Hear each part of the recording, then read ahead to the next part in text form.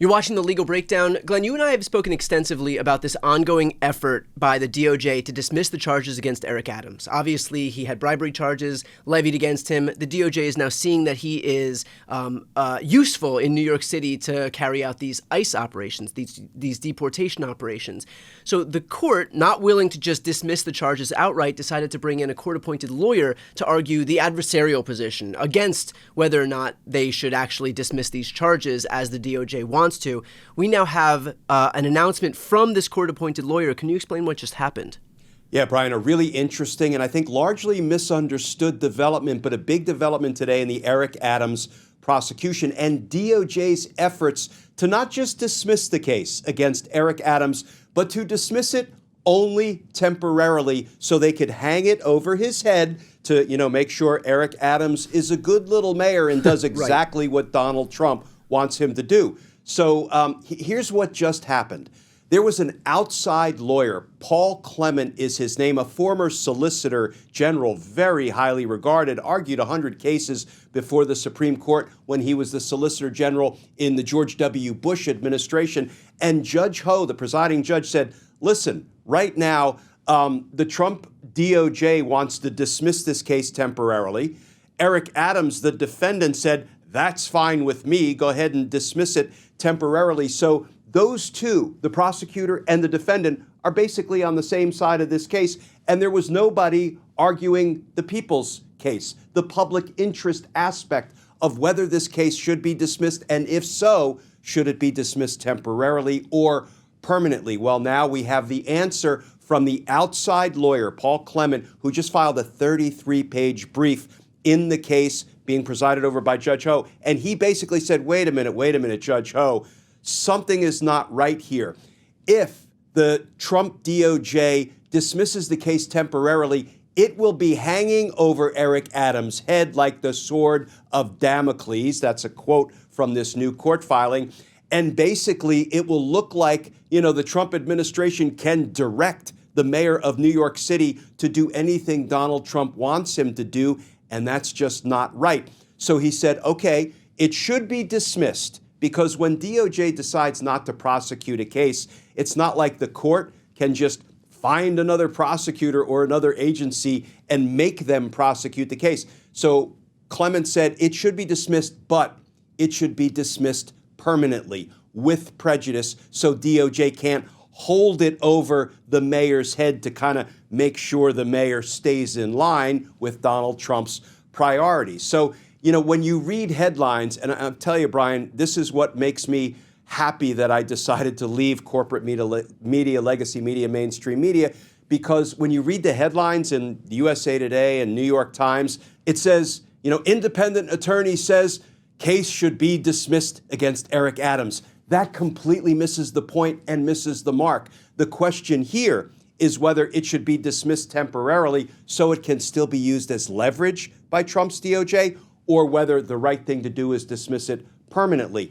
That is what the import of this story is. The outside lawyer said, no, it should be dismissed permanently so it can't be misused by Trump's DOJ. Now, Judge Ho doesn't have to abide by that recommendation, but he will now consider it and he will decide what the next step is in the case in ruling on this DOJ motion to dismiss Eric Adams' case. Just a quick note before we proceed, and that is that to your point about legacy media, mainstream media, Glenn and I are both 100% independent. Both of us did used to work with MSNBC. Both of us are now 100% independent, as I just mentioned. So for those who are watching, if you want to support independent news, especially as we're watching legacy media drop the ball on a daily basis now, please make sure to subscribe to both of our channels. Glenn is almost at 1 million subscribers, so if you haven't hit the subscribe button, go ahead and hit that subscribe button. Glenn, quick question. You had noted that this is really a matter of whether to dismiss with prejudice or without prejudice. And it is a good decision to dismiss with prejudice so that Trump can't continue dangling the prospect of prosecution over Eric Adams' head in perpetuity. But to your point about there being no vehicle to continue a prosecution if it was well-founded, which this prosecution was, why not just be able to appoint a special prosecutor if the DOJ isn't going to do its own job by prosecuting somebody who deserves prosecution? Yeah, that's a great question, Brian. So first of all, this was a real rebuke to Donald Trump's DOJ when the recommendation is no, you can't do it the way Trump and his DOJ want to do it. But to your question, there is absolutely no vehicle, no mechanism, no lawful way for the co-equal branch of government, the judicial branch, a federal court judge, to say, I want my own prosecutor. I'm going to deny the Department of Justice's motion to dismiss. I'm going to pluck out some other prosecutor and drop them into this prosecution. Well, guess what? First of all, there is no legal mechanism to do that. And even if there was, that person would have to rely on all of the DOJ prosecutors to get the information, the evidence, the witnesses, the transcripts from the grand jury and everything else. It wouldn't even be feasible if there was a lawful mechanism, and there's not a lawful mechanism. But here is probably my favorite part of Paul Clement's 33-page brand new court filing. He drops an Easter egg in there. Let me set it up, because we have seen the Trump administration flirting with the notion that they're not going to obey court orders. And they're almost like goading the federal judges to go ahead and hold us in contempt. See how far that gets you. We're not there yet, but that sure seems to be the road that the Trump administration is on. They seem, Donald Trump seems to be spoiling to just plunge us into a true constitutional crisis. Well, really interestingly, Paul Clement, the outside lawyer, dropped on page 15 of this new court filing the following argument. And I'm just going to read a couple of sentences, and our viewers are going to understand instantly the import of these few sentences. Paul Clement writes, there is no express authorization for the courts, the judiciary, to take over a prosecution or to appoint a special prosecutor to maintain a prosecution that the executive branch, the Department of Justice, wishes to abandon. Here's the important part. But there is one narrow context in which the Supreme Court has recognized that a court has the authority to exercise what would otherwise be a core executive branch, DOJ, function. It is long settled that courts possess inherent authority to initiate contempt proceedings for disobedience to their orders, authority which necessarily encompasses the ability to appoint a private attorney to prosecute the contempt. Indeed, the Supreme Court has held that it is essential to ensuring that the judiciary has a means to vindicate its own authority without complete dependence on the other branches of government, like the Department of Justice. And if the judiciary were completely dependent on the executive branch, DOJ, to redress direct affronts to its authority, the court's authority, it would be powerless to protect itself if that branch, the DOJ, declined to prosecute. Brian, what are we learning there?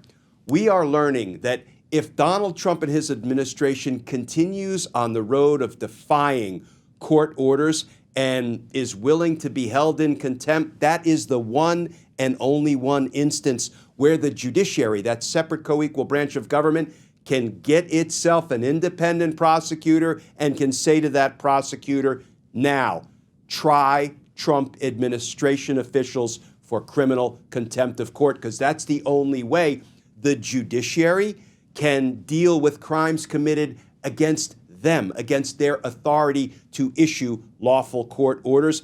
That was a surprise when I read it buried in the middle of this 33-page court filing. And Glenn, I think it's worth noting, too, that Paul Clement isn't some liberal, right? This isn't like Rachel Maddow's producer coming forward and delivering this opinion. This guy has conservative bona fides. Hardcore conservative bona fide. Has argued many, many conservative positions. I would even call some of them hyper-conservative positions before the Supreme Court. Which I think, blunts the criticism that will come from Trump that he's an angry Democrat, and that's why he told my DOJ that they can't dismiss it temporarily, they should dismiss it permanently. But I'll tell you, this is kind of firing a shot across the bow, and I would actually urge everybody to read. It's about 20 pages in substance, even though it's 33 pages long. It is an extremely well-crafted, persuasive legal filing that really is worth reading. Do you think that it was done purposefully to put that little Easter egg in, basically saying that the only time it would be appropriate to appoint a special prosecutor is in the event that the administration opted not to comply with a court order? Because normally that's something that would never have presented itself, but we know now that this administration is in office, they have zero respect for the rule of law, and if there's a decision that's handed down that doesn't comport with their political ideology, they're perfectly content to try and discard it. And so do you think that that was done on purpose, and had a different administration been in office, he would have included that in the way that he included that here? And it's a great question, Brian. I've asked myself that question, and here is where I land. That argument on page 15 was absolutely not necessary to make in connection with the issue that he was asked to weigh in on by Judge Ho, which is just, what should I do with this motion to dismiss? With prejudice, without prejudice, what are my options in your opinion?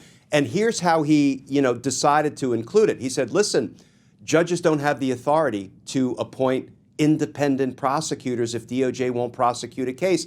And then he went one step further, which he didn't have to go. He said, the only time they do have that power is if people are in contempt of court, their court orders, and DOJ refuses to prosecute. It wasn't necessary.